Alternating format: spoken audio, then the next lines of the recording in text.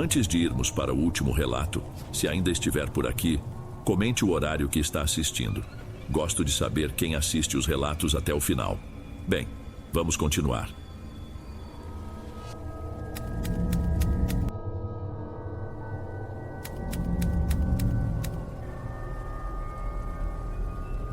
Nunca imaginei que para destruir um homem se usava paciência, dedicação e um forno. Mas a vida ensina umas coisas estranhas quando a gente menos espera. Isso aconteceu em 2018. Naquela época, meu mundo era o cheiro de açúcar e canela. Eu tinha uma pequena produção de doces caseiros que vendia numa barraca, daquelas que montam em praça de cidade do interior nos fins de semana. Foi num desses domingos que o Arnaldo apareceu. Ele tinha um stand improvisado numa exposição agropecuária que acontecia por ali, onde oferecia serviço de mecânica para maquinário pesado. Arnaldo era um homem alto, de pouca conversa, com umas mãos enormes e grossas de lidar com ferro e graxa. Tinha uma cara fechada, quase amarrada, mas quando parou na minha frente para comprar um pão de mel, ele sorriu. E foi um daqueles sorrisos que parecem raros, que mudam o rosto todo. A gente começou a conversar a partir dali. Ele começou a passar na minha barraca com qualquer pretexto. Um dia queria um doce, no outro precisava de troco, no outro só queria me pagar um refrigerante e conversar um pouco. Em poucas semanas, a gente já se encontrava numa lanchonete na beira da estrada. Pouco tempo depois, ele já vinha me buscar na casa da minha tia, onde eu morava. Chegava sempre na sua caminhonete, uma D10 antiga e barulhenta, com a caçamba cheia de ferramentas. Depois de uns 2 meses, ele me propôs que eu fosse morar com ele.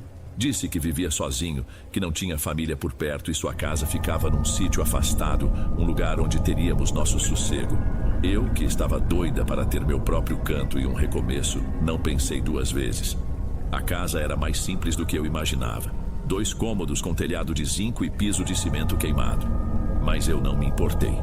O que importava era a promessa de um futuro. No início, tudo era simples e bom. Arnaldo saía bem cedo com seu macacão e chapéu, dizendo que tinha clientes espalhados por vários distritos da região.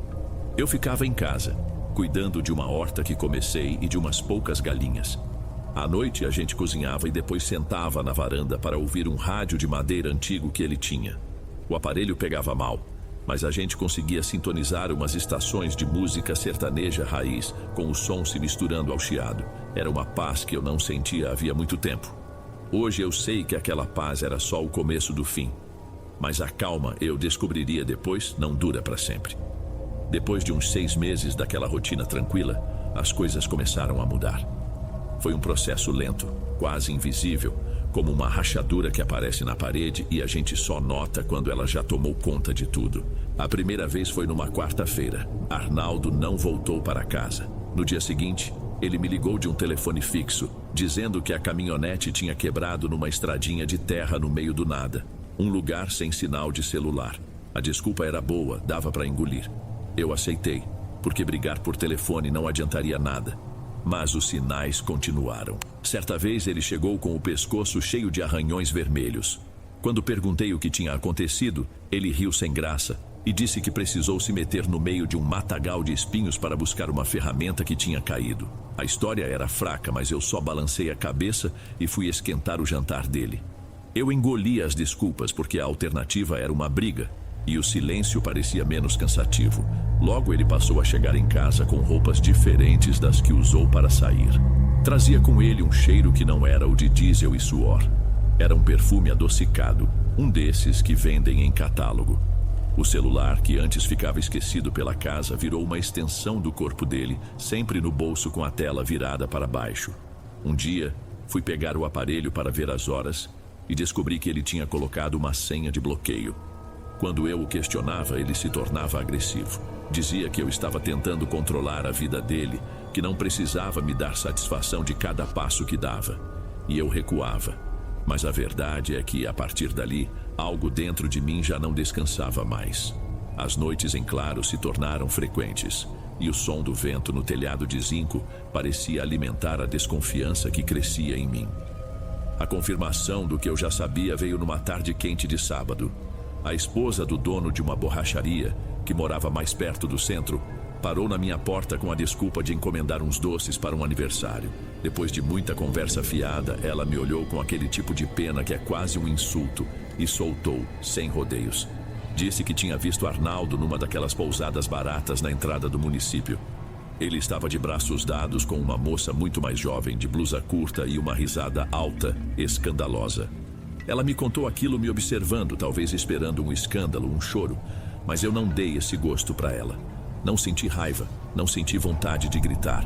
O que veio foi um vazio frio, uma clareza que pesava no estômago. Agradeci a encomenda, anotei o pedido e me despedi com um sorriso educado. Quando fechei a porta, fiquei ali, parada no meio da sala, sentindo o peso de ter a certeza, finalmente, de que eu não estava ficando louca. Eu estava sendo feita de idiota. Naquela noite esperei por ele acordada. Quando a caminhonete finalmente apontou na estradinha de terra, já passava da meia-noite. Ele entrou em casa dizendo que estava exausto, que um motor de um trator tinha dado um problema complicado e ele precisou ficar até tarde para resolver. Eu servi seu prato de comida como se nada tivesse acontecido. Sentei à mesa, em frente a ele, e o observei comer. Ele mastigava devagar, com os olhos fixos no prato, evitando me encarar. Os dias seguintes foram estranhos. Eu entrei numa espécie de modo automático. Cuidava da casa, dos meus doces, mas minha mente estava em outro lugar, juntando as peças. Revirei os bolsos das calças dele enquanto lavava a roupa, procurei por recibos na caminhonete. Nada, ele era cuidadoso. Foi então que os desconfortos começaram. Primeiro, uma coceira insistente, depois um corrimento que eu nunca tinha tido. Tentei ignorar. Pensei que fosse uma infecção boba, talvez pelo calor. Mas a situação piorou. Veio uma ardência constante, um cansaço que me derrubava no meio da tarde e uma febre baixa que não me abandonava. Marquei uma consulta no posto de saúde da comunidade. A médica, uma senhora de olhar gentil, me ouviu com atenção e pediu alguns exames mais detalhados. 3 dias depois, voltei para buscar os resultados. Eu estava com tricomoníase. No começo, o nome não me disse nada, mas quando a doutora, com todo o cuidado, me explicou que era uma infecção sexualmente transmissível, senti o corpo mole, as pernas bambas. Eu não tinha estado com mais ninguém. Não havia outra forma de ter pego aquilo. Saí do posto de saúde meio tonta, sem saber se chorava ou se quebrava alguma coisa. Aquela doença não era só uma doença. Era a prova física da traição dele. Era a sujeira dele agora morando dentro de mim. A humilhação gravada no meu próprio corpo. A raiva que eu não senti antes veio com tudo. Não era mais sobre um coração partido. Era sobre a minha saúde, sobre o desrespeito final. Naquela mesma noite eu mostrei os papéis a ele. Coloquei o envelope do laboratório sobre a mesa, ao lado do seu prato. Ele terminou de mastigar, limpou a boca e pegou os exames. Seus olhos passaram pelas palavras sem pressa. Um silêncio pesado se instalou na cozinha, quebrado apenas pelo zumbido da geladeira. Então ele levantou o olhar. Isso deve ser alguma coisa antiga sua que se reativou agora. A voz dele era calma, como se estivesse me ensinando alguma coisa. Mas não se preocupa, eu vou me tratar com você. A gente passa por isso junto. Eu te amo, viu? Sinto muito que você esteja passando por isso. Eu olhei para aquele rosto, para aquela mentira tão bem contada e apenas concordei com a cabeça. Tudo bem, eu disse. Vamos passar por isso juntos. Mas minha voz soava oca, distante. E enquanto ele dormia ao meu lado, roncando pesado, eu não senti mais raiva, nem tristeza. O que ficou foi um tipo de foco gelado, uma clareza que eu nunca tinha experimentado.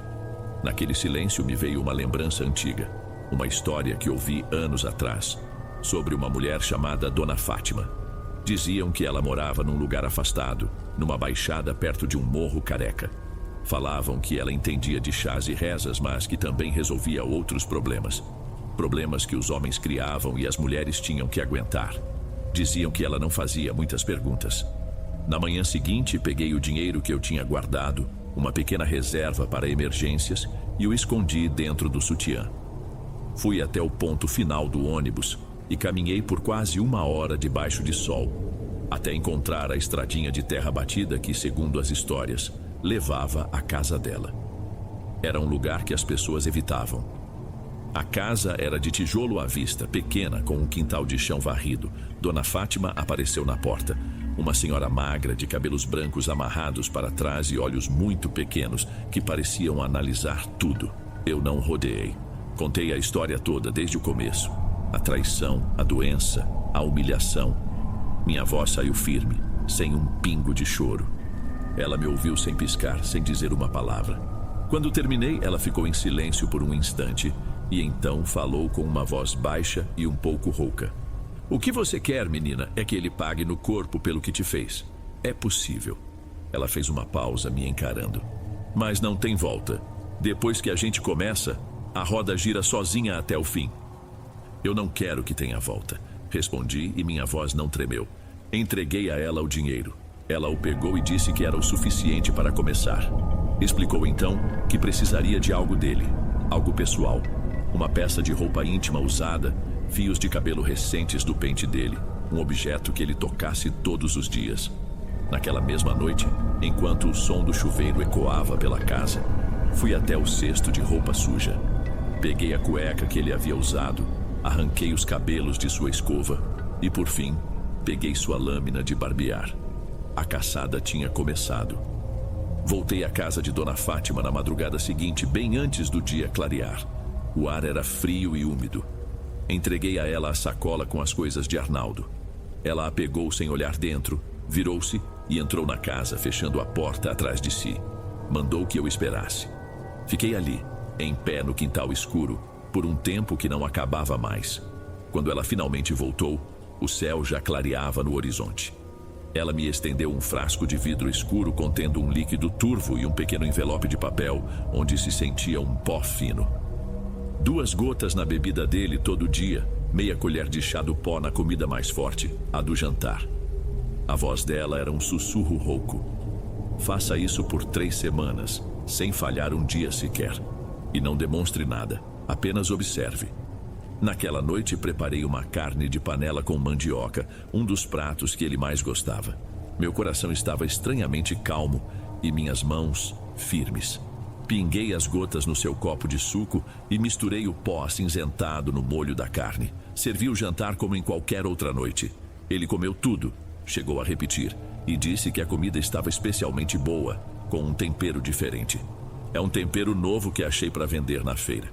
Menti com um sorriso forçado. Nos primeiros dias não aconteceu nada. Por um momento duvidei. Pensei que talvez aquilo fosse apenas uma encenação, que o dinheiro que eu dei tinha comprado apenas uma esperança falsa. Mas no fim da primeira semana ele começou a reclamar. Acordava tenso, de mau humor, falando de uma dor chata na região dos rins. Começou a passar mais tempo trancado no banheiro e saía de lá suado, com uma expressão de pura irritação. Eu seguia as instruções à risca, a dose na bebida, o pó na comida, o silêncio na mesa. As semanas foram passando e Arnaldo se transformava na minha frente. Perdeu o apetite e queixava-se de tonturas. O corpo dele começou a refletir algo que ele não entendia. Sua pele ficou pálida e um tremor fino apareceu em suas mãos, tornando difícil até mesmo acender um cigarro. Ele já não saía mais cedo para o trabalho. Na verdade, mal saía. Passava os dias sentado numa cadeira na varanda com o chapéu na cabeça, olhando para o nada. A caminhonete, seu grande orgulho, parecia sentir o mesmo mal. Um dia era o motor que não pegava, no outro era um pneu que amanhecia murcho. Ele passava horas tentando consertar, xingando baixo, as mãos antes tão firmes e certeiras agora parecendo desajeitadas e fracas. Uma noite, depois de uma longa ausência no banheiro, ele saiu com o olhar de um bicho acuado. Sentou na beira da cama e, sem conseguir me olhar, confessou que não estava se sentindo bem, que não conseguia funcionar direito.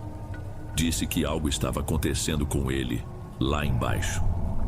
A gente pode ir no médico, ofereci com a voz mais solidária que consegui produzir. Não precisa, ele cortou ríspido. Deve ser estresse essa porcaria de caminhonete que não me deixa em paz. Isso passa, mas não passou. Ele começou a me evitar de todas as formas. Na cama, dormia encolhido no seu canto, virado para a parede. A distância entre nós, que antes era de mentiras, agora era real.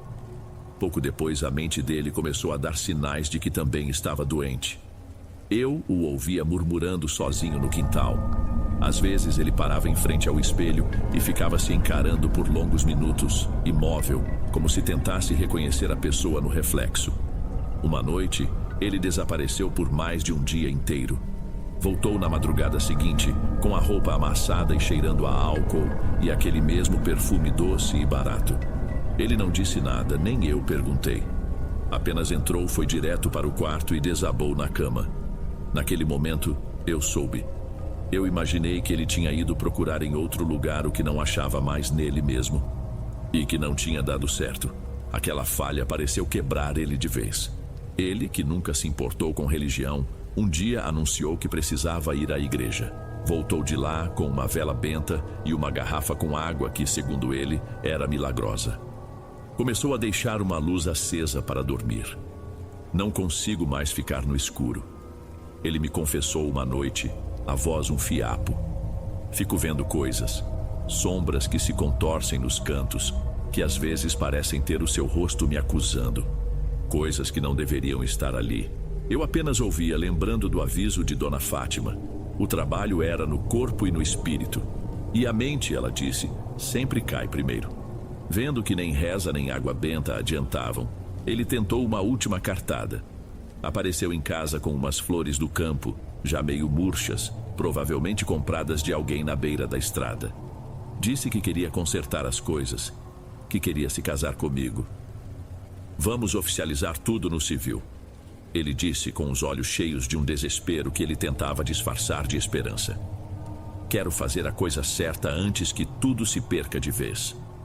Ele tirou do bolso da calça uma caixinha de papelão e de dentro dela um anel de prata, simples, com uma pedrinha opaca. Eu o encarei em silêncio. Não era um pedido de casamento por amor. Era o desespero de um homem se afogando, tentando se agarrar em mim para não morrer. Ele achava que o casamento era a cura. Eu aceito. Respondi e minha voz saiu calma, serena.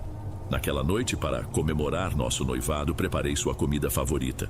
Enquanto ele tomava banho, adicionei ao seu prato uma dose maior do pó, a última que restava no envelope.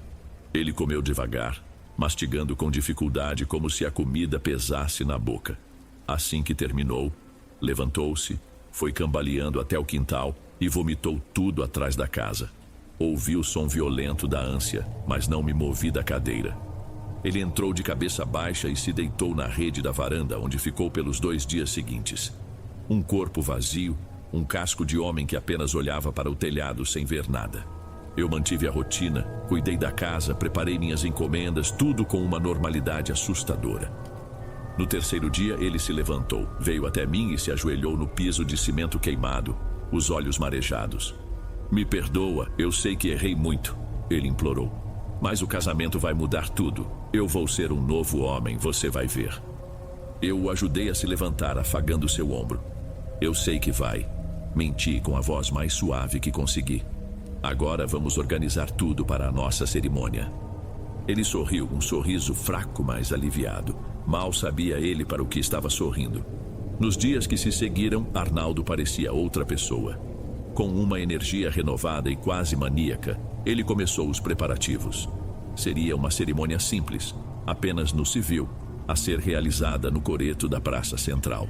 Enquanto ele fazia ligações e convidava as pessoas, eu fiz uma última visita à Dona Fátima. Ela me entregou um frasco pequeno com um líquido escuro e espesso, quase como piche.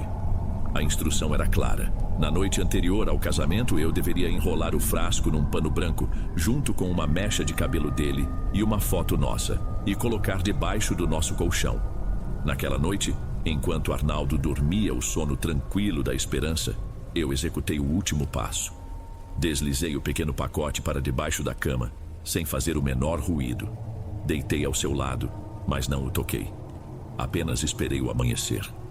O dia amanheceu estranhamente frio, embora estivéssemos numa época de calor. Levantei antes dele, tomei um banho demorado e vesti um vestido simples de cor creme. Trancei o cabelo, passei um batom discreto nos lábios. Quando me olhei no espelho, não vi o rosto de uma noiva. Vi a face de uma mulher que tinha um trabalho a terminar. Arnaldo, por outro lado, se arrumou como se aquele fosse o dia mais feliz de sua vida. Vestiu uma calça que eu nunca tinha visto, uma camisa branca impecavelmente passada. Ele pegou na minha mão quando saímos. "Estou pronto", ele disse com um sorriso largo. Fomos na caminhonete dele até a praça. O lugar estava arrumado com simplicidade. Cadeiras de plástico, algumas fitas desbotadas amarradas nos postes do coreto. Nossos poucos parentes e alguns curiosos já esperavam. O juiz de paz chegou e a cerimônia começou. Sentei-me ao lado de Arnaldo, sentindo sua mão suar na minha. Ele não parava de sorrir. O juiz fez o discurso de sempre e então se virou para ele. "Arnaldo, é de sua livre e espontânea vontade se unir a esta mulher em matrimônio?" "Sim." A resposta dele foi alta, firme, cheia de convicção. Algumas pessoas aplaudiram baixo. Então o juiz de paz virou-se para mim. Seus olhos encontraram os meus aguardando. "E você aceita se unir a este homem em matrimônio?" Deixei o silêncio se esticar por 1, 2, 3 segundos. O suficiente para ver o sorriso de Arnaldo vacilar e a confusão tomar conta do seu rosto. Com a voz perfeitamente clara, eu respondi: "Não." O silêncio que se seguiu foi denso, absoluto.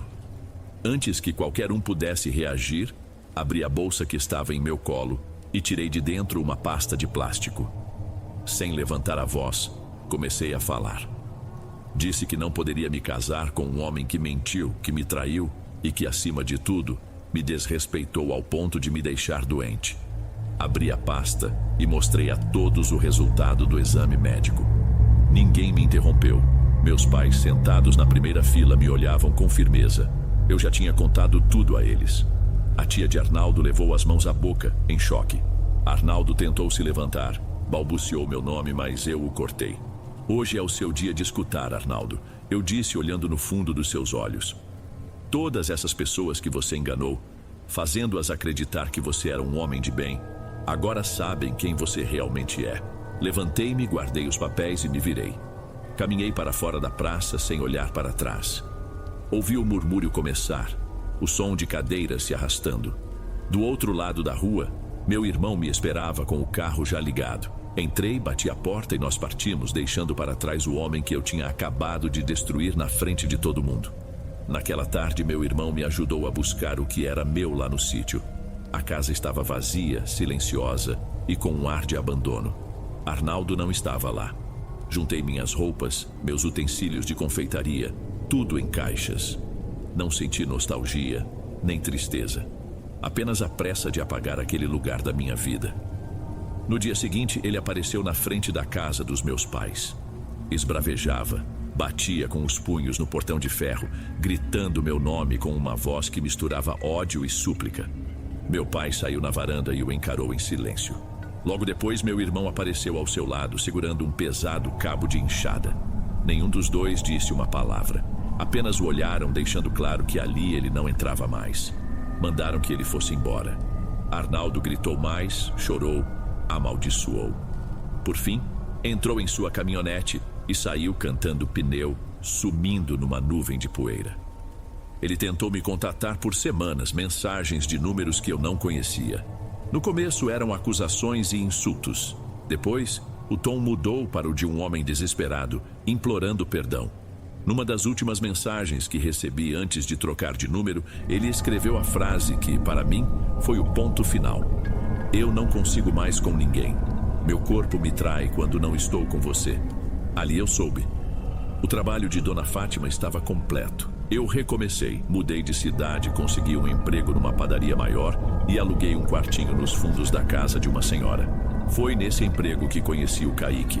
Ele entregava os sacos de farinha toda semana e sempre tinha uma palavra gentil. Fomos nos aproximando devagar. Ele era paciente, calmo e sabia respeitar meus silêncios. Contei a ele o suficiente. Disse que saí de um relacionamento ruim e que havia coisas que eu preferia não reviver. Ele não fez perguntas. Hoje moramos juntos numa casa simples, mas em paz. As notícias de Arnaldo ainda chegavam às vezes como um eco distante, trazidas por algum conhecido em comum que encontrava na rua. Diziam que ele não trabalhava mais, que a caminhonete enferrujava no quintal, que o viram chorando sozinho no bar da estrada, que ele tentou se aproximar de outras mulheres, mas nenhuma ficava por perto. Diziam que ele tinha algo pesado, que era um homem esvaziado. 8 anos se passaram desde aquele dia na praça. A vida com o Kaique é tranquila. Não há promessas exageradas, apenas o cuidado do dia a dia. Outro dia, do nada, ele me perguntou se eu me sentia vingada. Pensei por um instante antes de responder.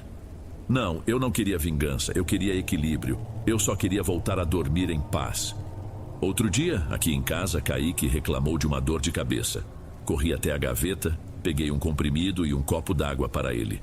O cuidado hoje é genuíno. A paz é real. Mas a verdade é um pouco mais complexa.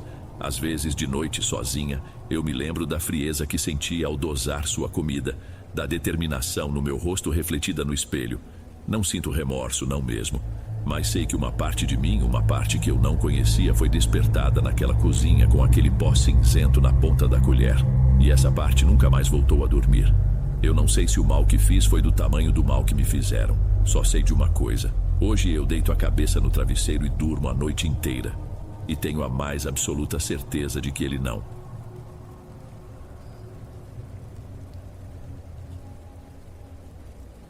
Antes de irmos para o próximo relato, se você é novo por aqui, não se esqueça de se inscrever no canal e ativar o sininho para receber as próximas histórias. Sua presença é importante e seu apoio é essencial. Bem, vamos continuar.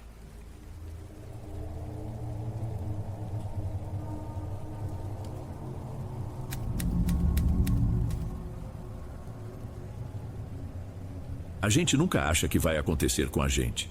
Eu sei que todo mundo que te escreve deve começar assim, mas é a pura verdade. A gente ouve as histórias, umas mais cabeludas que as outras, e sempre pensa que é coisa de gente impressionada, que é lenda de quem mora pra dentro, na roça. Eu era um desses. Pra mim, o único perigo que existia no escuro era o bicho de 2 pernas, e olhe lá. O resto era conversa pra assustar criança. Hoje, eu sei que tem muita coisa no escuro que a gente nem imagina. Boa noite, Dom. Meu nome é Sandro, e isso que vou contar aconteceu há alguns anos. Naquela época, a vida andava meio no aperto. Eu tinha largado o trabalho de carteira assinada para tentar a sorte por conta própria, com uma caminhonete D20 velhinha, fazendo frete e carreto. Só que serviço que é bom não aparecia todo dia. Acabava que para inteirar a renda e pagar as contas, eu fazia muito serviço para o meu pai. Meu velho, seu Renildo, nunca se aposentou de verdade. Ele manteve o sítio dele, criando cabras e fazendo um queijo que tinha fama na região. Volta e meia ele me ligava, sempre com um pedido. E eu ia. Um filho ajuda o pai, é o certo. Mas no fundo, eu ia porque precisava daquele dinheiro mais do que gostava de admitir. Aquele dia tinha sido mais um parado sem nenhuma chamada. Eu já estava em casa no fim da tarde, quando o rádio amador chiou em cima do balcão.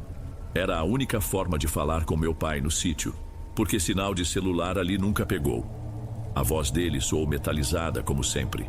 Disse que tinha fechado uma venda de última hora, 2 bodes para uma festa de padroeiro num vilarejo vizinho, e o comprador vinha buscar no dia seguinte bem cedo. O problema é que os animais não estavam no sítio dele, e sim no de um primo nosso, um pouco mais para dentro da serra. Ele me pediu para buscar os bichos e levar lá para ele, para já deixar tudo pronto. Na hora, não vi problema nenhum. Foi Eliette, minha esposa, quem viu. Ela estava na cozinha e ouviu a conversa toda. Sandro, não vai. A voz dela saiu séria, sem rodeios. Ela apareceu na porta da cozinha, secando as mãos num pano de prato. Já passa das 5, essa estrada não tem iluminação nenhuma, você sabe o perigo. Deixa para ir amanhã cedo. Que isso, Eliette? É um pulo. Eu respondi, tentando soar mais confiante do que eu estava. Faço esse caminho de olho fechado. Antes de escurecer de vez, eu já tô voltando. Ela balançou a cabeça, os lábios apertados. Não gosto disso, seu pai podia esperar. Eu não respondi. A verdade é que o dinheiro que meu pai ia me dar por essa corrida ia ajudar a pagar a conta de luz, que já estava para vencer. Mas eu não ia falar isso para ela. Não ia dar o braço a torcer. Peguei as chaves da caminhonete na mesinha da sala. O chaveiro de metal bateu na madeira. Era um som comum, mas que naquele fim de tarde pareceu diferente. Mais pesado. Dei um beijo na testa dela, um gesto rápido para cortar a discussão, e disse para não se preocupar. A verdade é que, ao bater a porta de casa, uma parte de mim concordava com ela. A noite na roça não é como na cidade. A escuridão é mais densa, mais pesada.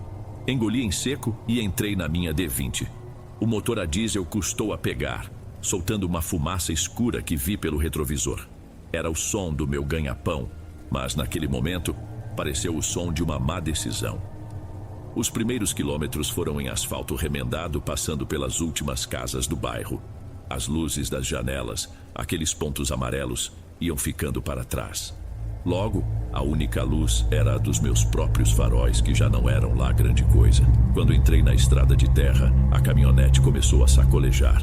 Eu conhecia cada buraco, cada curva daquele caminho. Tinha aprendido a dirigir ali, com meu pai do lado, me ensinando a sentir o carro para não atolar na época da chuva. Era para ser um lugar familiar, mas a familiaridade some quando o sol se põe. A poeira fina subia e flutuava no facho de luz, criando um túnel amarelado na minha frente. Dos lados, a escuridão era total, um muro de mato dos dois lados. De vez em quando, um par de olhos brilhava na escuridão. Um cachorro do mato, uma capivara talvez, e sumia tão rápido quanto aparecia. Eu estava completamente sozinho. Nenhum outro carro, nenhuma luz de sítio acesa. Só o barulho do motor e o chacoalhar das peças velhas da caminhonete. Comecei a pensar no que Eliette disse. Era teimosia minha, orgulho. Podia muito bem ter esperado o dia seguinte. Mas aí, a imagem da conta de luz na gaveta da cozinha me veio à cabeça. Não, eu tinha que resolver. Homem que é homem não foge da raia. Era o que meu pai sempre dizia. Fiquei repetindo isso para mim mesmo, como um mantra, tentando abafar uma ansiedade que começava a apertar no peito. O sítio do meu primo ficava numa baixada. Quando finalmente avistei a porteira de madeira, senti um alívio que nem sabia que estava precisando. Estacionei, os faróis iluminando o curral vazio. Ele não estava em casa, como meu pai tinha avisado, mas os dois bodes já estavam separados num cercado menor, me esperando. Eram dois animais grandes, escuros, de chifre retorcido. Seus olhos pareciam duas bolinhas de gude pretas me encarando na luz da caminhonete. Laçar e embarcar os dois não foi difícil, mas foi um trabalho suado. Bicho criado solto assim é mais arisco, mais forte.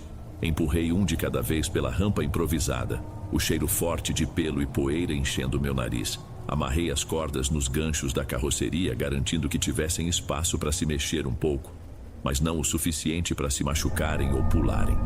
Era um serviço que eu já tinha feito centenas de vezes. Rotina.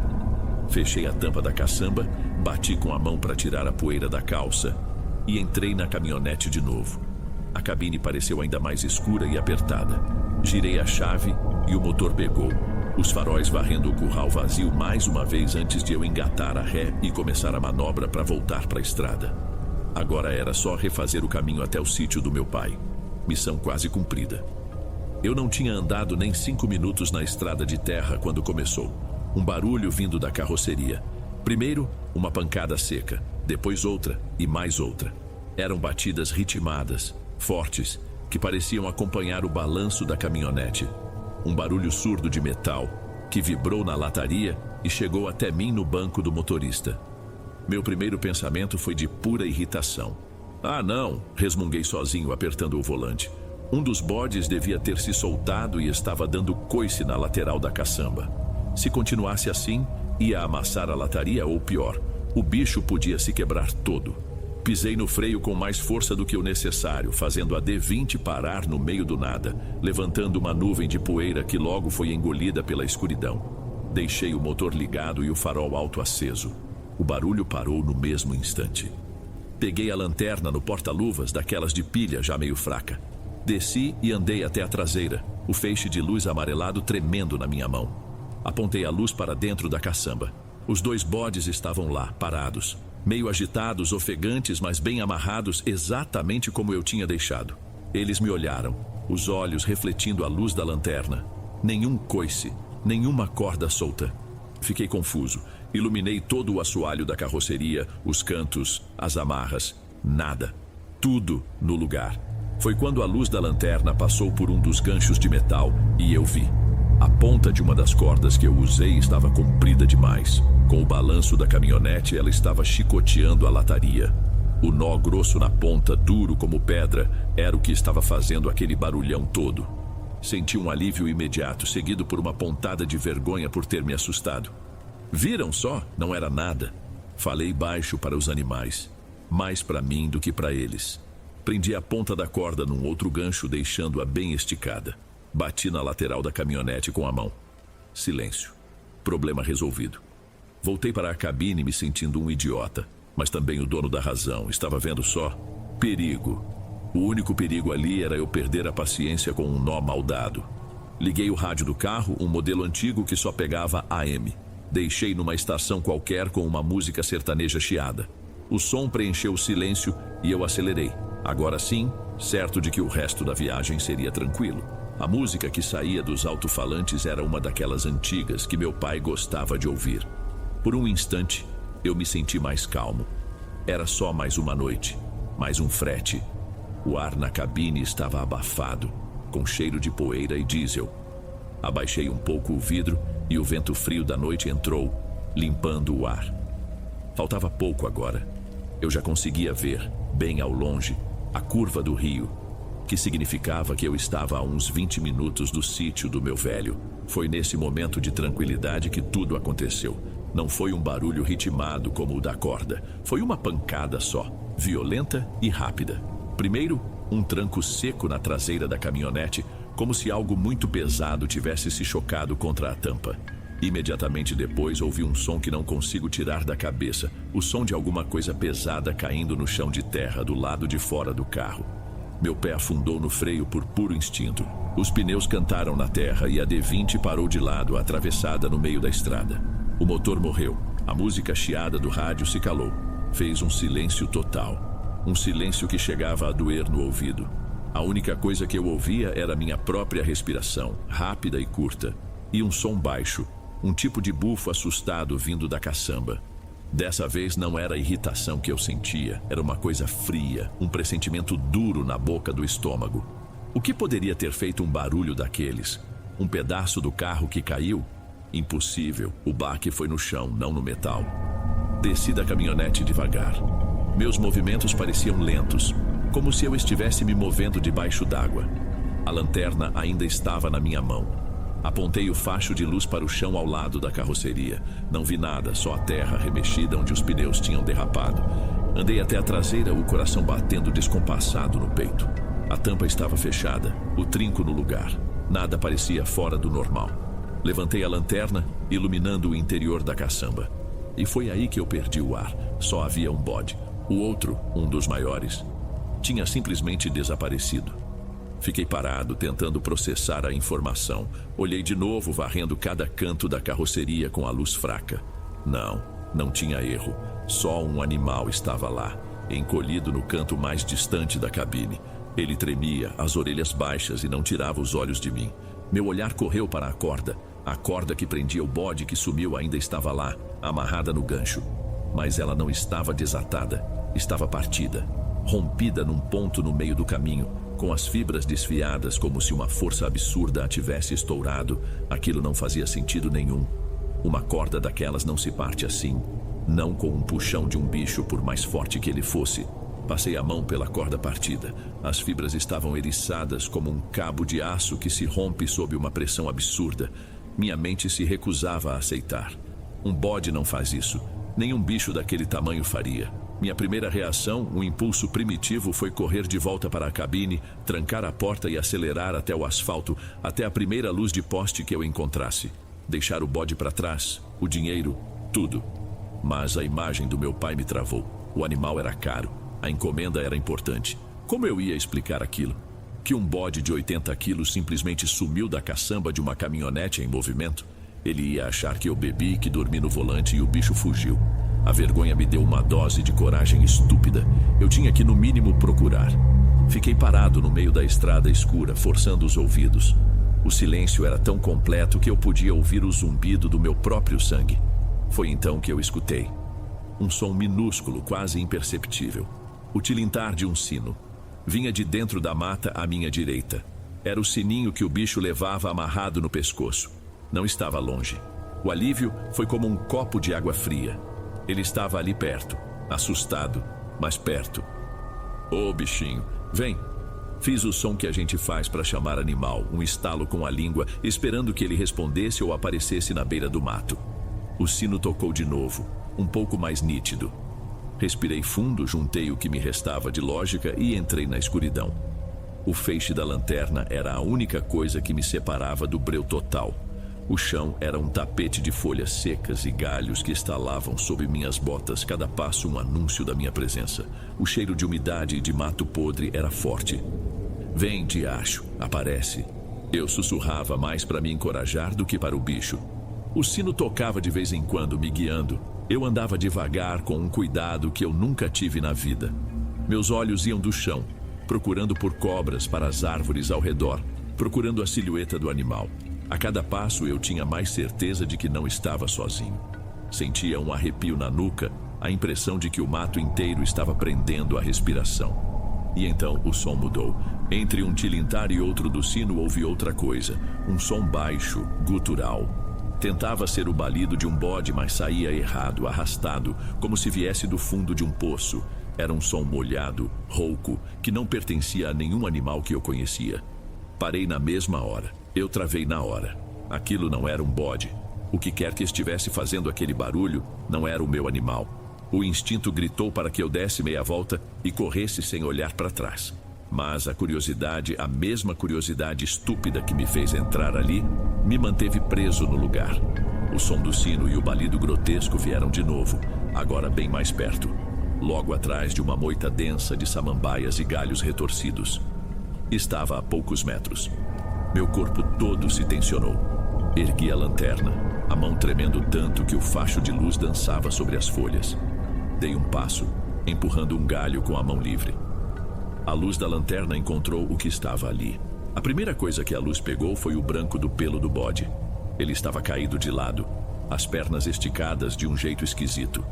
O sininho de metal no pescoço estava sujo de terra e mato. Por uma fração de segundo eu pensei que ele só tinha se machucado na queda. Mas então a luz da lanterna subiu um pouco mais. Havia algo agachado sobre ele. No começo, meu cérebro não entendeu a imagem. Era uma silhueta escura, grande, curvada sobre o corpo do animal.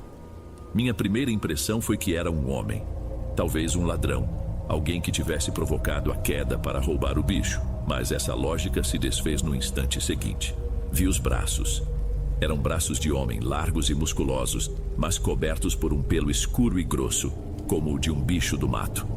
As mãos eram grandes, com dedos longos e unhas grossas e sujas, e uma delas estava cravada no flanco do bode morto, segurando a carcaça com uma força que era evidente mesmo na imobilidade. A luz da minha lanterna tremeu e subiu mais, passando pelo peito largo e peludo, pelos ombros que eram largos demais, fortes demais. E então, chegou na cabeça. A coisa levantou o rosto lentamente na direção da minha luz. E o que eu vi acabou comigo. A cabeça não era humana. Era a cabeça de um bode. A mesma cabeça escura, com os mesmos chifres longos e retorcidos do animal que eu estava procurando. O focinho estava manchado de um vermelho escuro e úmido, mas os olhos, aqueles olhos não eram de um animal. Eram 2 buracos pretos, vazios.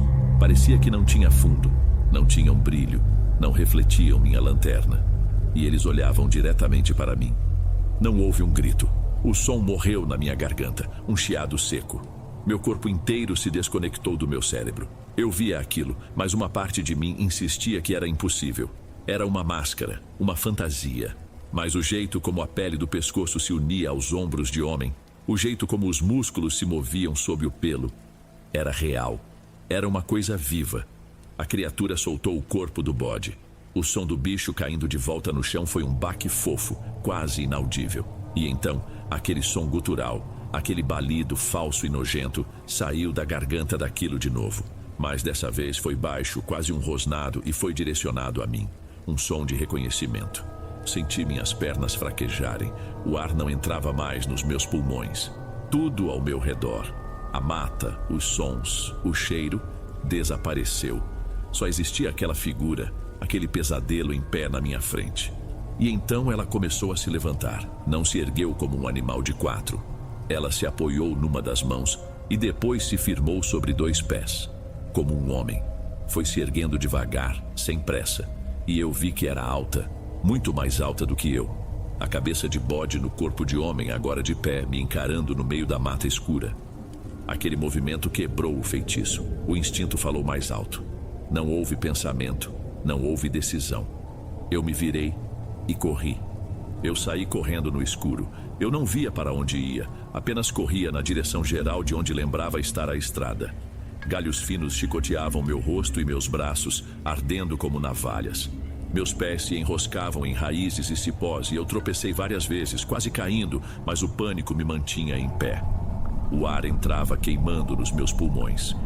O único som no mundo era o da minha própria respiração ofegante e o barulho de galhos se quebrando atrás de mim. Ele estava vindo. Eu o ouvia. Não eram passos. Era o som de algo pesado e poderoso rasgando a mata, quebrando o que estivesse no caminho com uma facilidade assustadora.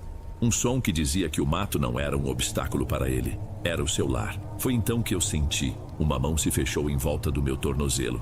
Não era uma mão de homem. Senti garras ou unhas grossas e curvas se cravando na minha pele por cima da bota. A força foi inacreditável. Meu corpo foi projetado para trás com violência. O ar saiu de mim num único e doloroso sopro quando minhas costas bateram no chão. A dor explodiu no meu tornozelo, uma dor aguda que subiu pela perna inteira. Por um segundo, eu apaguei. Achei que era o fim, mas o instinto gritou mais alto.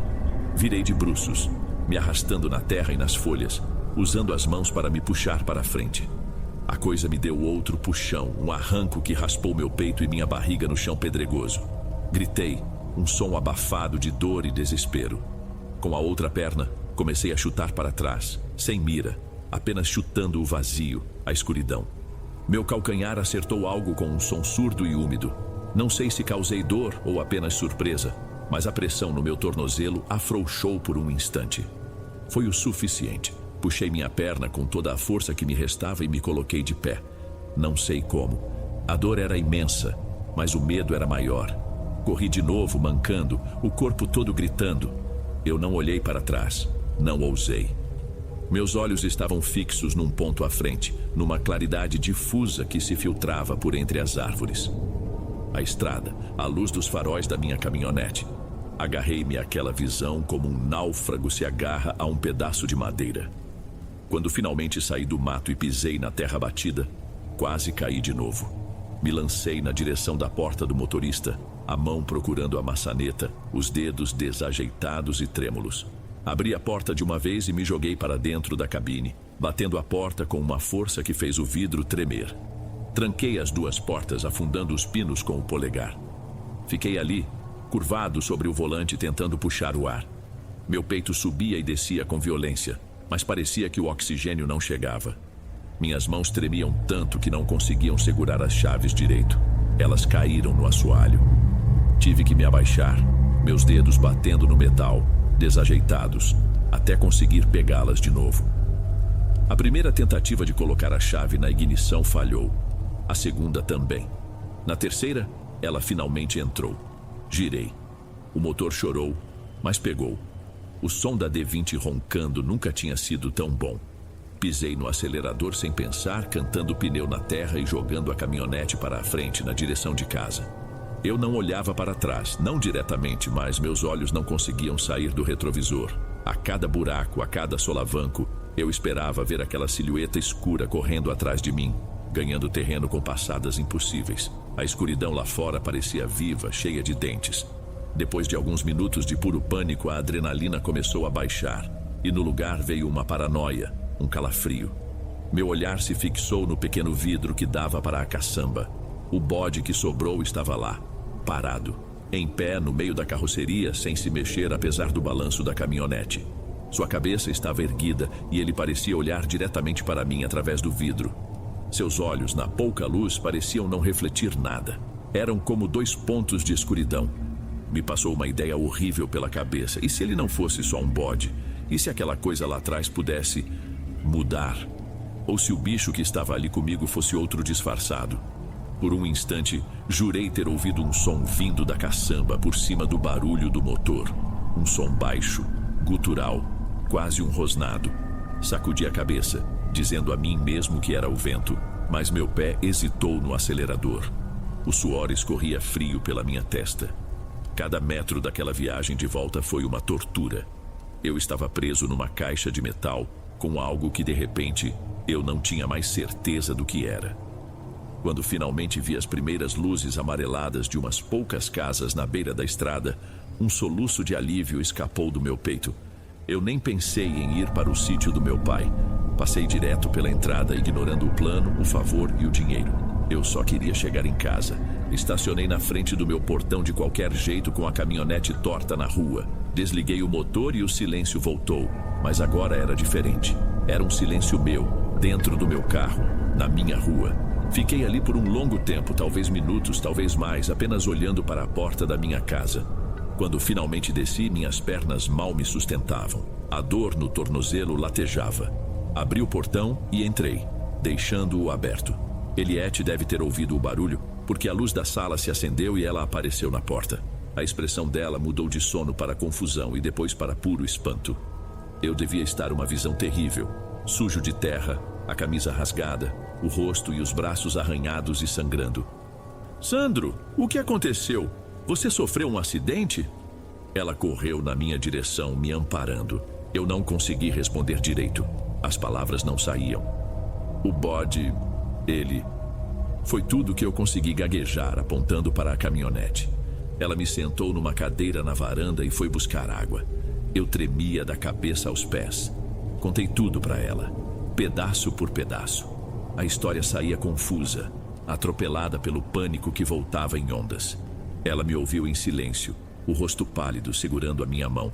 Ela não duvidou de mim, nem por um segundo. Naquela noite, eu não dormi. Fiquei sentado na sala, no escuro, olhando pela janela. Eliette trouxe o bode para o nosso quintal e o prendeu num cercado, mas eu não conseguia parar de pensar nele. Cada som que vinha de fora, o latido de um cachorro, o barulho do vento nas árvores, o pio de uma coruja, me fazia pular. Os sons da noite, que sempre tinham sido parte da minha vida, agora eram ameaças. É isso que ficou daquela noite. Não são os arranhões que saram. É a certeza de que o mundo que eu conhecia, o mundo seguro e lógico, era uma mentira. Aquela coisa existe.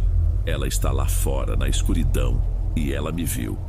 E às vezes, quando o silêncio fica grande demais, eu ainda ouço, bem no fundo da minha memória, o som de um sino e um balido que não é de nenhum animal deste mundo.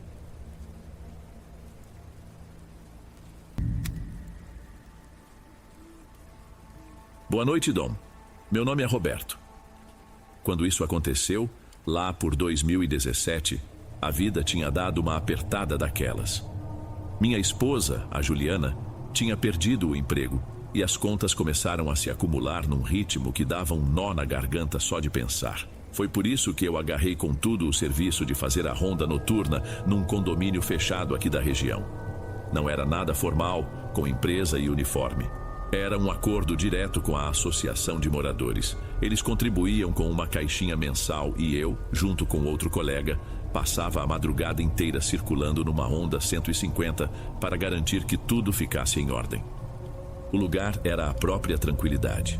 Ruas largas e asfaltadas, sobrados com gramados aparados e um silêncio que depois da meia-noite era total. A gente via no máximo o farol do carro de algum morador chegando tarde de uma festa ou um rapaz de bicicleta fazendo entrega de farmácia. Era um trabalho, na maior parte do tempo, absurdamente entediante. Dar voltas e mais voltas, mudar a rota só para não sentir que o tempo parou e soprar o apito a cada esquina. Era mais para os de dentro ouvirem do que para os de fora. Alguns moradores reclamavam, diziam que era um gasto inútil, mas era esse gasto que estava colocando o feijão e o arroz na nossa mesa. Só que todo lugar perfeito tem seu defeito, sua beirada mal acabada. A do condomínio era um dos seus limites, onde terminava o muro alto e começava um enorme terreno baldio. Era uma mancha escura e esquisita no meio da ordem do bairro. Um espaço esquecido onde o mato crescia sem controle, cheio de mamoneiras e capim alto. As pessoas de vez em quando usavam a escuridão para descartar entulho e móveis velhos. A cerca de arame que o separava da rua de trás estava rompida em vários pontos, como se o próprio mato a tivesse engolido. Ninguém ia ali. Era um lugar que todo mundo preferia fingir que não existia.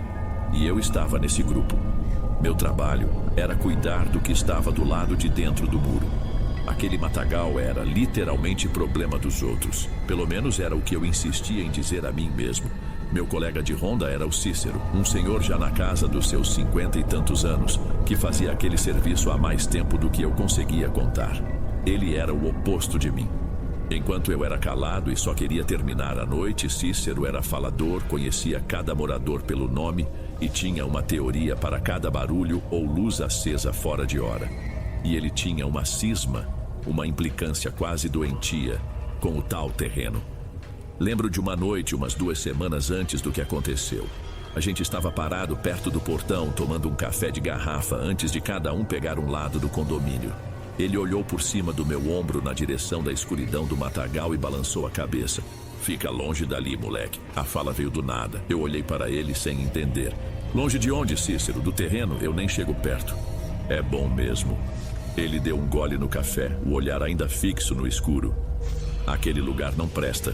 O pessoal mais antigo daqui diz que antes de construírem o condomínio, já acontecia coisa esquisita por ali. Gente que sumia, barulho de criança chorando onde não tinha casa nenhuma. Eu dei uma risada curta, sem graça. Ah, Cícero, isso é história para assustar os outros. Deve ser gambá, sei lá, bicho do mato. Ele se virou para mim e pela primeira vez vi uma seriedade no rosto dele que me deixou um pouco desconfortável. Bicho não chora que nem gente, Roberto. Bicho não chama seu nome. Só faz o teu trabalho e esquece que aquele mato existe. É um conselho. Eu não dei muita bola, claro. Na minha cabeça era só superstição de gente mais velha, coisa de quem tem muito tempo livre e pouca coisa para fazer. Minha única preocupação real era o boleto que vencia no dia 5. E foi justamente essa preocupação que me fez aceitar na hora quando, naquela sexta-feira, o Cícero me avisou que não poderia vir. Era aniversário da neta dele, ia ter uma festinha, coisa de família. Ele me perguntou se eu podia cobrir a noite inteira sozinho e eu disse que sim, sem problema nenhum. Uma noite de trabalho a mais era um dinheiro a mais. Eu não tinha ideia do preço que aquela noite ia me custar. A noite começou como qualquer outra sexta-feira. Um pouco mais de movimento, carros entrando e saindo até umas 11, meia-noite. Depois, o silêncio de sempre foi tomando conta das ruas. Eu dei as primeiras voltas sem pressa, sentindo o ar um pouco mais frio no rosto, o barulho do motor da moto cortando o silêncio. Era até um pouco melhor estar sozinho. Sem a falação do Cícero, eu podia me concentrar, ficar mais atento. Pelo menos era o que eu dizia a mim mesmo. Lá pela 1h30 da manhã eu já tinha passado por todas as ruas umas 4 ou 5 vezes. A rotina já estava se instalando de novo. Ruazinha A, vira na B, sobe a C, apita na esquina. Cheguei a pensar no conselho do Cícero e dei um sorrisinho dentro do capacete. Medo de mato. Com tanta conta para pagar, a última coisa que ia me tirar o sono era uma história de fantasma. Eu precisava era de gente de verdade, de carne e osso, tentando pular um muro. Isso sim era um problema real. Mas conforme as horas passavam, o silêncio foi ficando diferente, mais pesado. Por volta das 3 da manhã, não havia mais nenhuma luz acesa, nenhum som além do meu motor. O condomínio parecia uma cidade cenográfica, um lugar de mentira. E foi aí que uma ideia idiota me passou pela cabeça. Um excesso de cuidado, talvez. Pensei em dar só uma passada na rua de trás, aquela que margeava o terreno baldio. Não para entrar, claro que não. Só para olhar de longe, garantir que não tinha ninguém acampado por ali, usando o mato para se esconder. Fui devagar, com o farol baixo para não chamar atenção. A luz da moto varria a beirada da cerca rompida, iluminando tufos de capim e o lixo acumulado. E foi num desses movimentos que a luz do farol pegou algo. Algo que não pertencia àquele lugar. Eu parei a moto, deixando o motor ligado em marcha lenta. Desci e andei uns 2 passos. Ali, a 1 metro para dentro da cerca de arame, pousado sobre a terra batida como se tivesse sido colocado de propósito, estava um pé de tênis. Um tênis de criança. Não era um calçado velho, sujo, jogado fora. Pelo contrário, parecia quase novo. Era branco, com umas listras azuis, e estava limpo demais para estar ali. O cadarço estava amarrado, a lingueta para cima, como se alguém o tivesse tirado do pé e o deixado ali, em pé. A imagem era tão bizarra, tão fora de lógica, que eu fiquei olhando por uns bons 30 segundos, tentando encontrar uma explicação. Uma criança perdeu brincando? Impossível, ninguém brincava ali. Alguém jogou por cima do muro? Talvez. Mas por que estaria tão limpo, tão arrumado? Aquele tênis solitário, iluminado pelo farol da minha moto, me deixou com uma sensação ruim que eu não sabia explicar. Era a primeira coisa que não batia naquela noite. Balancei a cabeça, tentando limpar a imagem da mente. Era só um tênis. Esquisito, mas só um tênis. Voltei para a moto, ainda com aquela sensação ruim na boca do estômago. Decidi que era hora de sair dali. Minha obrigação era com o condomínio, não com os achados e perdidos daquele matagal. Eu já ia dar a partida, virar e voltar para as ruas iluminadas.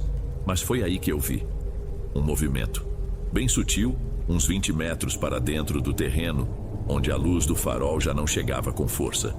Entre duas moitas mais altas, uma forma se mexeu.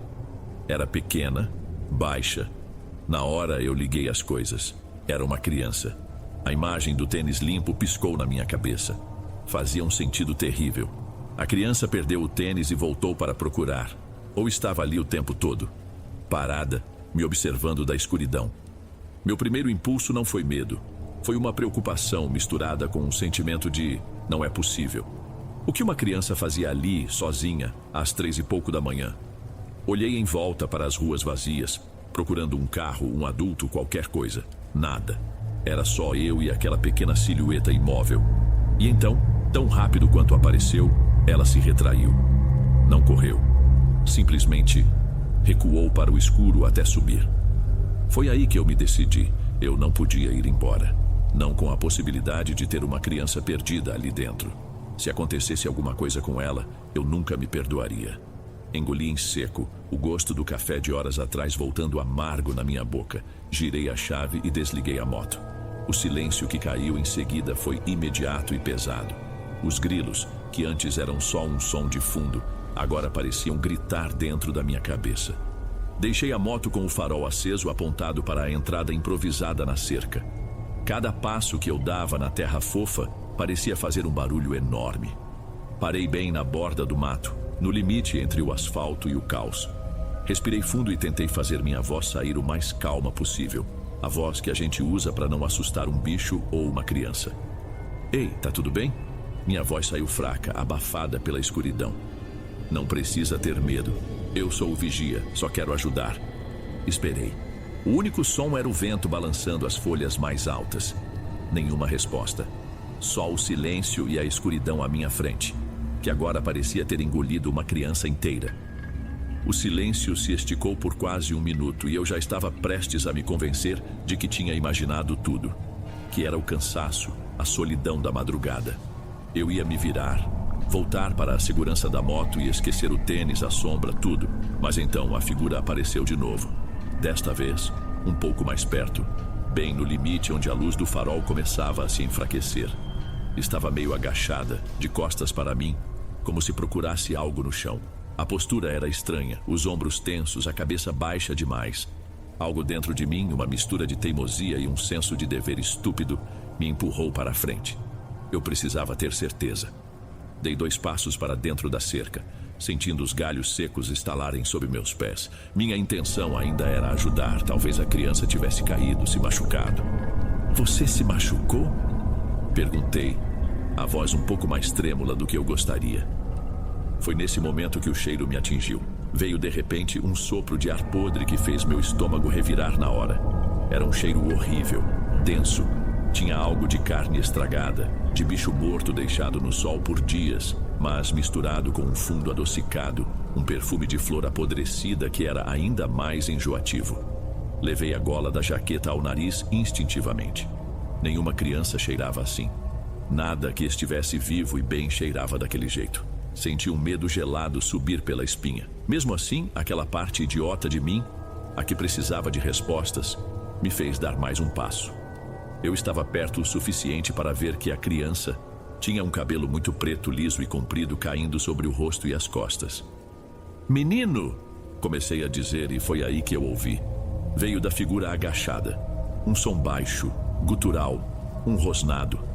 Não era como o de um cachorro pequeno e bravo. Era um som seco, vibrante, que parecia vir do fundo do peito. O tipo de aviso que um animal grande te dá antes de atacar.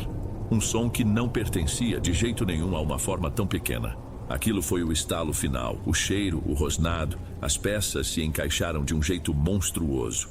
A história do Cícero sobre coisa ruim veio com tudo na minha cabeça. Não mais como superstição, mas como um alerta que eu tinha sido imbecil o suficiente para ignorar. Meu corpo reagiu antes que eu pudesse pensar. Dei um passo para trás, devagar, com o coração saindo pela boca.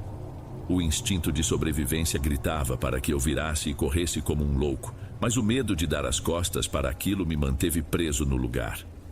Levantei as mãos na altura do peito, um gesto universal de não quero problemas. Calma, tá tudo bem. Sussurrei para o nada, para a forma agachada que ainda nem tinha se virado para mim. Eu já vou embora. Mas a sensação que eu tinha era que já era tarde demais. O ar ficou pesado e eu tive certeza de que eu tinha cruzado uma linha que não deveria e que não haveria como voltar. Eu continuei recuando, um passo de cada vez, sem tirar os olhos da forma encurvada.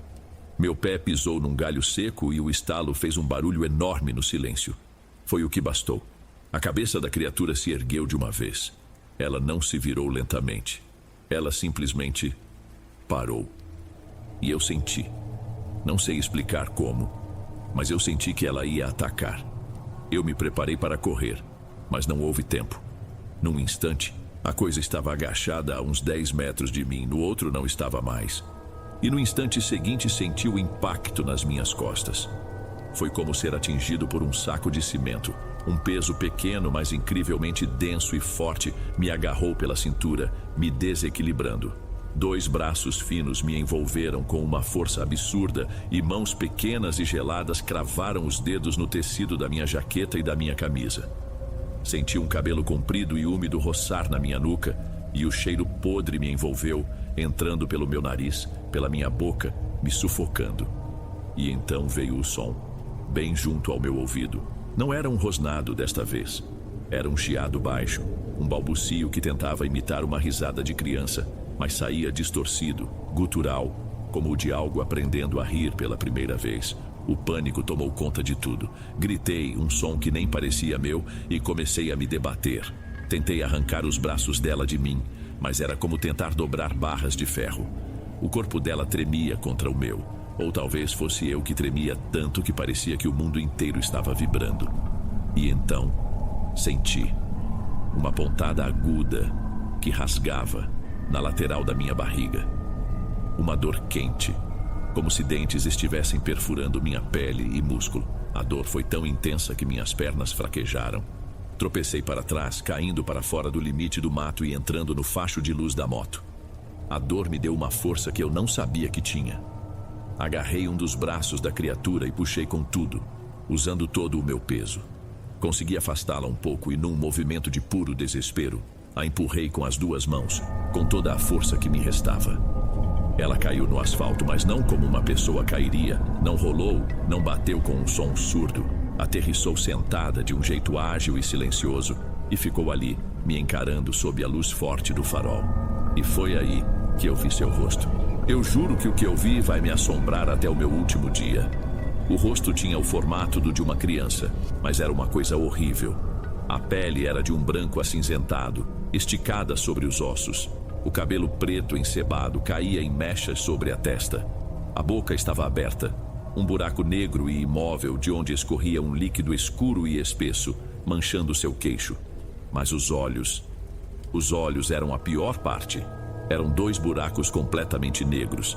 Não eram olhos escuros, eram vazios. 2 buracos de piche sem íris, sem pupilas, sem brilho, sem vida. Um vazio que parecia sugar a luz. Naquele momento meu cérebro desligou. A dor na barriga, a moto, o trabalho, tudo sumiu. Só existia aquele rosto e a necessidade animal de fugir dele. Não pensei 2 vezes. Virei as costas e corri. Corri como nunca tinha corrido na vida, sem rumo, para dentro da escuridão do condomínio, apenas para longe daquele farol que iluminava a coisa mais terrível que eu já tinha visto. Eu só ouvia meus próprios passos desesperados no asfalto e a minha respiração rasgando meus pulmões. Eu corri sem olhar para trás, com o som do meu próprio coração martelando nos ouvidos. Virei uma esquina, depois outra, buscando as luzes das casas, a segurança da civilização. Foi quando eu vi um carro, um sedã escuro, manobrando para entrar numa garagem. Havia um casal dentro. A esperança me deu um último pingo de força. Corri na direção deles, acenando com o braço levantado. O motorista me viu pelo retrovisor e freou bruscamente. A expressão dele, iluminada pela luz do painel, mudou de surpresa para alarme. Eu devia estar com uma cara de pânico. Um homem correndo do nada, no meio da madrugada, com o rosto desfigurado pelo pavor. Ele travou as portas, o clique foi alto no silêncio da rua. Eu cheguei até a janela dele, batendo de leve no vidro, tentando falar. Ajuda, por favor. Minha voz era um fiapo, um sopro. Lá atrás.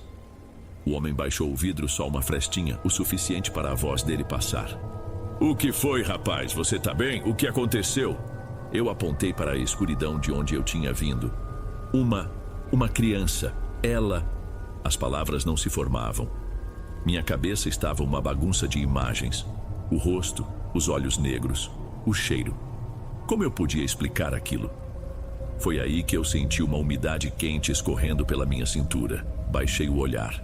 Minha jaqueta estava rasgada na lateral e a camisa por baixo estava manchada de um vermelho escuro que parecia preto sob a luz fraca do poste. Ver o meu próprio sangue fez a ficha cair. A dor, que antes era só uma pontada aguda, agora queimava como fogo. O homem no carro viu a mancha também. A expressão dele mudou de novo, agora para uma preocupação genuína. Ele destravou as portas e saiu. O barulho do motor do carro dele e a minha respiração ofegante acabaram acordando outros vizinhos. Luzes se acenderam. Um senhor de pijama apareceu no portão, um que eu conhecia de vista, o seu Edmundo. Roberto, o que houve, meu filho? Ele perguntou, chegando perto com cuidado. Outros se juntaram. Eu tentei explicar. Falei que algo tinha me atacado no terreno. Mencionei uma criança, mas minha frase morreu no meio. Soava ridícula até para mim. Seu Edmundo viu minha camisa. Você tá sangrando. Vamos, entra aqui. Vou te levar no Dr. Felisberto. Ele mora aqui na rua de cima. Eles me colocaram no carro dele. Não quiseram me levar ao hospital. O seu Edmundo insistiu que não precisava, que chamar uma ambulância criaria um alvoroço desnecessário e que era melhor resolver em casa. Fomos até a casa do tal Dr. Felisberto, um senhor que me atendeu na sua própria sala de estar. Ele me pediu para levantar a camisa. O cheiro de antisséptico do algodão que ele usou para limpar o local se misturou na minha cabeça com o cheiro podre do mato. O doutor examinou a ferida por um tempo com uma pequena lanterna. Eram várias marcas de perfuração, formando uma espécie de arco. Ele franziu a testa e depois olhou para mim. As marcas são profundas, mas não atingiram nada vital. Ele disse com uma calma profissional que me irritava. Pelo formato, parecem mordidas. Mordidas de cachorro. Você foi atacado por um cachorro? A palavra cachorro pairou no ar. Seu Edmundo, que estava ao meu lado, se agarrou na explicação como uma boia salva-vidas. Com certeza foi isso. Aquela área do terreno é cheia de bicho. Deve ser um vira-lata com cria. Ficou bravo. Você se assustou no escuro, Roberto. É normal. Mas eu vi. Tentei protestar. Não era um cachorro. Parecia uma criança. Outro vizinho que estava ali balançou a cabeça. Que criança, Roberto? 3:30 da manhã. É mais fácil ter sido um cachorro raivoso. Você deve ter se confundido com o medo. Repetiram aquilo tantas vezes com tanta certeza que eu mesmo comecei a duvidar do que vi. Eu estava exausto, com dor, aterrorizado. A versão deles era lógica, era sã. A minha era um pesadelo. E no meio daquela sala iluminada, cercado por gente preocupada, mas que não acreditava em mim, a minha realidade começou a parecer a coisa mais insana do mundo. Seu Edmundo me deixou em casa já quase de manhã. O céu estava começando a clarear com aquele tom cinzento de antes do sol nascer. Juliana abriu a porta e ela tomou um susto tão grande que o grito não saiu quando me viu. A camisa ensanguentada, o curativo improvisado, o meu rosto pálido. Eu a abracei e só então, na segurança dos braços dela, foi que eu desabei a chorar. Entre soluços, eu contei a história que eles criaram para mim. Falei do cachorro, do susto, da mordida. Era mais fácil. Era a história que não me faria soar como um louco. Mas à noite, deitado na cama, com a dor da ferida pulsando, eu não aguentei. Contei a verdade. Descrevi o cheiro, o rosnado, o rostinho pálido com aqueles olhos de escuridão. Juliana me ouviu em silêncio. segurando minha mão com força. Quando terminei, ela beijou minha testa. Meu amor. A voz dela era pura ternura e pena. Você passou por um trauma horrível. Estava sozinho, no escuro. Sua mente deve ter criado coisas. Vamos nos apegar ao que o doutor disse, tá bem? Foi um bicho muito bravo, mas só um bicho. Naquele momento eu entendi que estava sozinho de verdade. Nem ela, a pessoa que mais me amava no mundo, podia acreditar em mim. Como eu poderia culpá-la? No dia seguinte, o Cícero me ligou. Já estava sabendo da história do cachorro.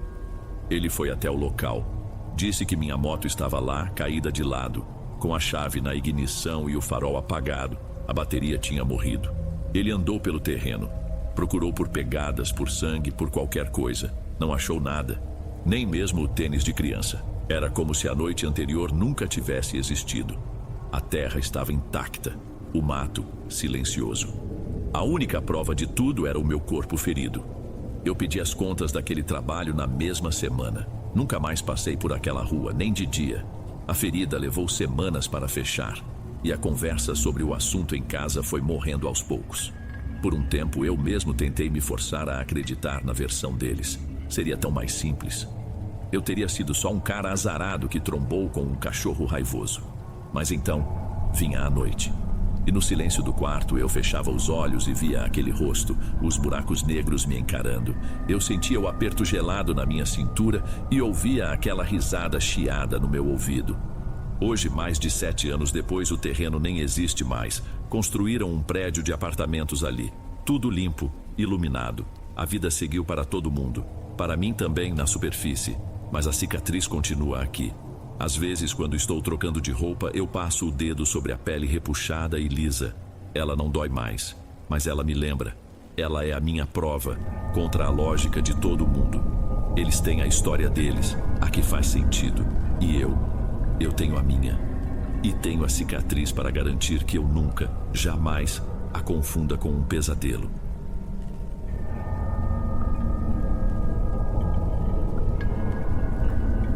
Ei pessoal, obrigado por ouvirem. Clique no sininho de notificações para ser alertado de todas as futuras narrações. Lanço vídeos novos todos os dias por aqui. Espero te ver nos próximos. Agora na tela vou deixar outros 2 bons vídeos que sei que irão gostar. Te vejo por lá.